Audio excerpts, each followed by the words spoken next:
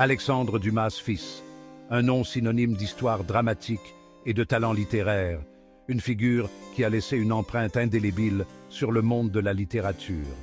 Né en 1824, il a suivi les traces de son célèbre père, Alexandre Dumas père, l'auteur légendaire des Trois Mousquetaires et du Comte de Monte Cristo, deux des romans d'aventure les plus appréciés de tous les temps.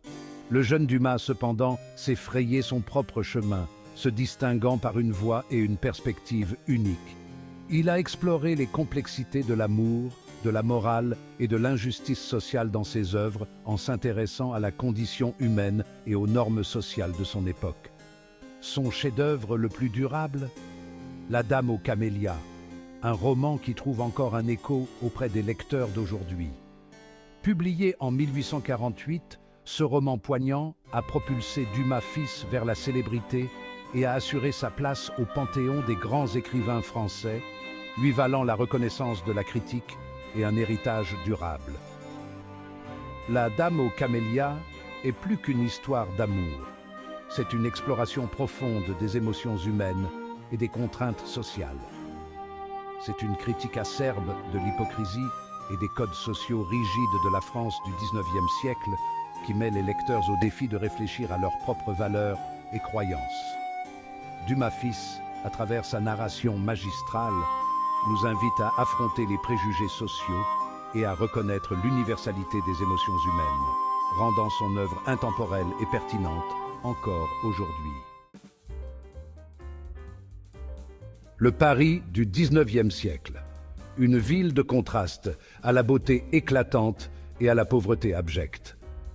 Les rues étaient emplies de l'animation et de l'agitation de la vie quotidienne, où la grandeur de l'architecture de la ville contrastait avec les difficultés de ses habitants. La révolution industrielle refaisait le paysage urbain, et les rues étaient animées tant par l'élite fortunée que par la classe ouvrière qui luttait pour s'en sortir. Des usines ont vu le jour, apportant avec elles des opportunités et des difficultés à mesure que la ville s'étendait et évoluait. Au milieu de cette toile de fond tumultueuse, les salons parisiens ont prospéré.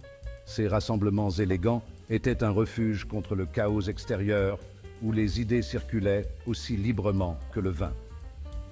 Ces réunions, souvent organisées par des femmes influentes, étaient des centres de débats intellectuels, d'expression artistique et d'intrigue sociale. Écrivains, artistes et penseurs de l'époque s'y réunissaient pour partager leurs dernières œuvres et débattre des sujets d'actualité.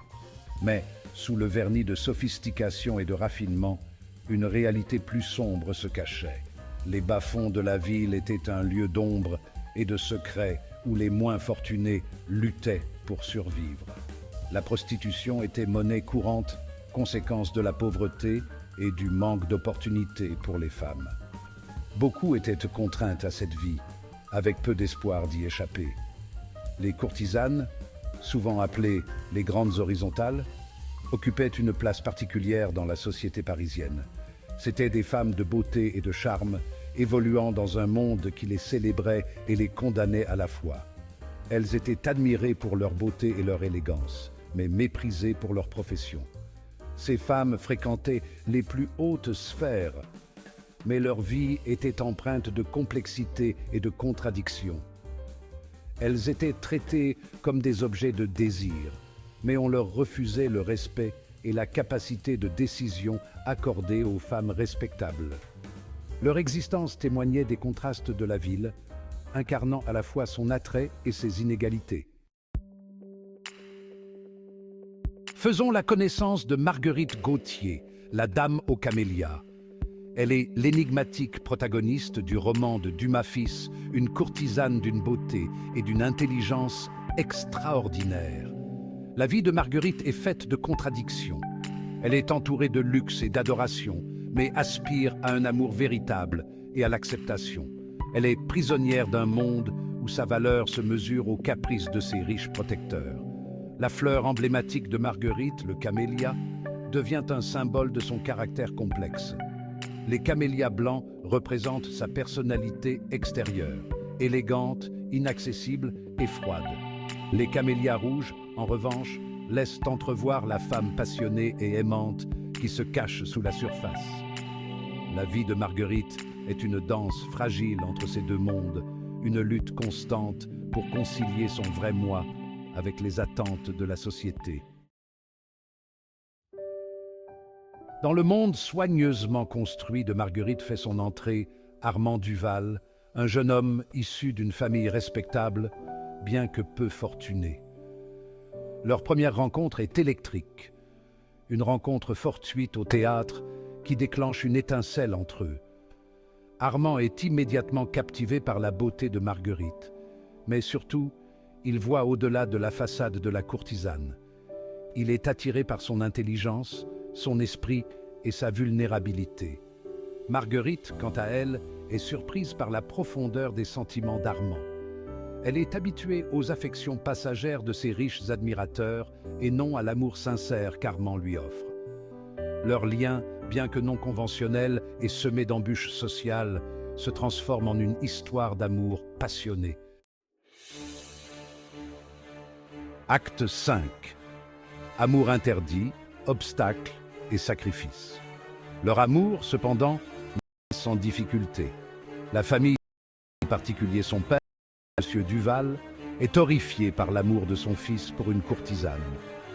Monsieur Duval voit Marguerite comme une menace pour la réputation de sa famille et l'avenir d'Armand.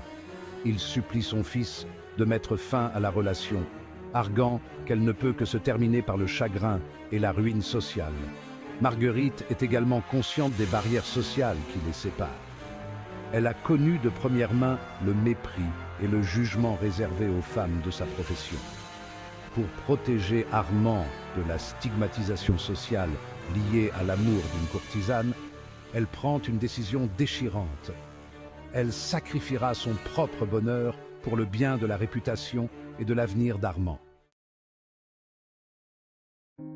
Acte 6. Le prix de la liberté, la séparation et ses conséquences. L'acte d'abnégation de Marguerite prend la forme d'une rupture soigneusement orchestrée.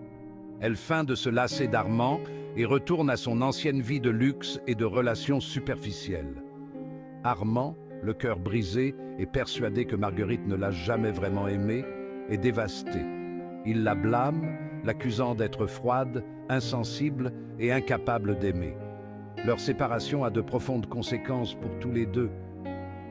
Marguerite, malgré sa façade extérieure d'indifférence, est rongée par la culpabilité et le chagrin. Armand, dévoré par la douleur et la colère, se lance dans une spirale de comportements imprudents, cherchant du réconfort dans le jeu et les aventures passagères. Ce qu'il ne sait pas, c'est que les actes de Marguerite sont motivés par l'amour et non par l'indifférence. Acte 7. Les ombres s'allongent, le déclin de Marguerite. Au fil des mois, la santé de Marguerite se détériore. La courtisane, autrefois pleine de vie, est lentement consumée par la tuberculose, une maladie très répandue dans le Paris du XIXe siècle. Sa beauté, autrefois éclatante, s'estompe et son monde se réduit aux murs de son appartement.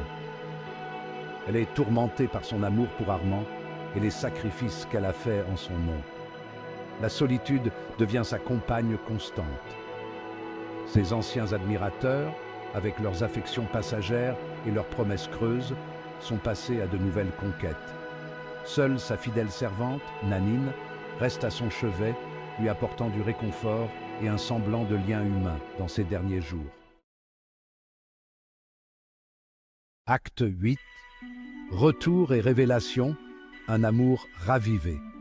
Alors que Marguerite est sur son lit de mort, Armand revient. Il a enfin appris la vérité sur les sacrifices de Marguerite par son père, qui, rongé par la culpabilité, lui révèle l'étendue de son ingérence dans leur relation. Armand se précipite au chevet de Marguerite, désireux de la supplier de lui pardonner et de lui exprimer la profondeur de son amour. Leurs retrouvailles sont douces amères. Marguerite, bien que ravie de revoir Armand, est trop faible pour profiter longtemps de ces retrouvailles. Elle trouve du réconfort en sachant qu'Armand connaît enfin la vérité et que leur amour, bien qu'éprouvé par le temps et les circonstances, a perduré. Acte 9. Thème intemporel, amour, sacrifice et société. La Dame aux camélias est une histoire qui a marqué les lecteurs pendant plus d'un siècle, captivant les cœurs et les esprits avec son récit poignant. Son attrait durable réside dans son exploration de thèmes intemporels. Le pouvoir transformateur de l'amour, capable de changer des vies et des destins, les complexités des attentes sociales qui dictent souvent les chemins que nous prenons et les décisions que nous faisons, et les conséquences des préjugés et des malentendus qui peuvent mener à des résultats tragiques et à des occasions manquées. Dumas fils, à travers ses personnages et leurs combats, nous tend un miroir, reflétant les défauts et les vertus de la société. Il nous oblige à regarder en face l'hypocrisie et les injustices qui persistent à notre époque, nous exhortant à lutter pour un monde plus juste. Marguerite Gauthier, la Dame aux camélias, transcende le stéréotype de la courtisane incarnant la grâce et la résilience. C'est une femme complexe et à multiples facettes qui ose aimer et espérer une vie meilleure, défiant les normes et les attentes sociales. Même dans les limites du rôle que la société lui impose, elle rêve d'un avenir différent, rempli d'amour et d'acceptation. Son histoire nous rappelle que l'amour et la compassion peuvent fleurir même dans les endroits les plus inattendus, offrant espoir et inspiration à tous ceux qui la connaissent. Acte 10. Une impression durable, réflexion et invitation. La Dame aux camélias est plus qu'une histoire d'amour tragique. C'est une puissante accusation contre l'injustice sociale, un témoignage de la puissance durable de l'amour et une exploration intemporelle de la condition humaine.